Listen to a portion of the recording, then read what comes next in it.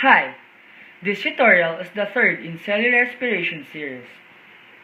In this tutorial, we will be discussing the TCA cycle. The TCA cycle is tricarboxylic acid cycle, is also known as the citric acid cycle or the Krebs cycle. The primary substrate for the TCA cycle is pyruvate. Fatty acids and amino acids can also be used, but we are not going to discuss them in this tutorial. Pyruvate is produced by glycolysis, and the first thing that happens to pyruvate is that it gets converted into acetyl coenzyme A, that are more commonly known as acetyl-CoA. This conversion happens by the action of three enzymes that is collectively known as pyruvate dehydrogenase complex. When you see the word complex after the enzyme, it usually means that there is multiple of enzymes involved, but they are functionally considered as one. As we know from glycolysis process, dehydrogenase are enzymes which produces molecules like NADH and FADH2.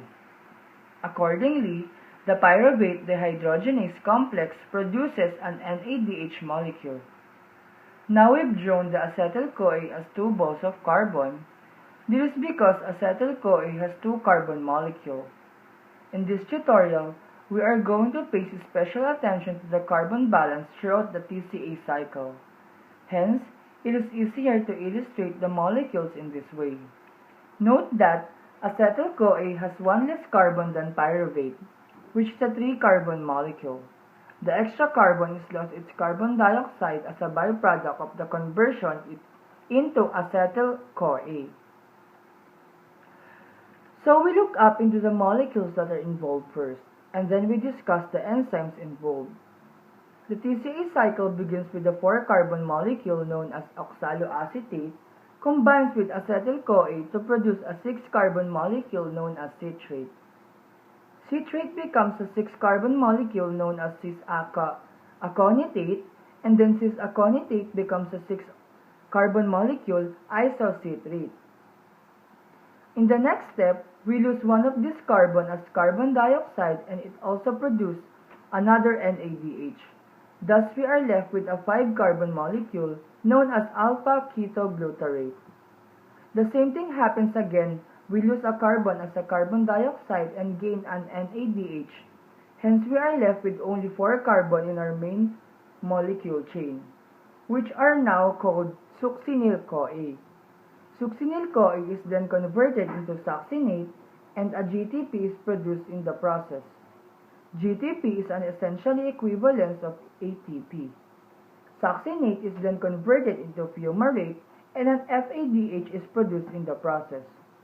Fumarate becomes malate, and malate completes the cycle and forms oxaloacetate, producing the final NADH in the process.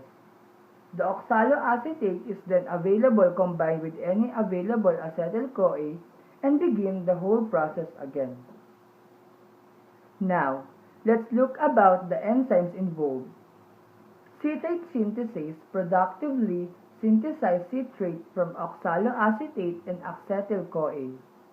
Then the enzyme aconitase produces cis-aconitate, and then the conversion back to isocitrate, which is as a structural isomer of citrate.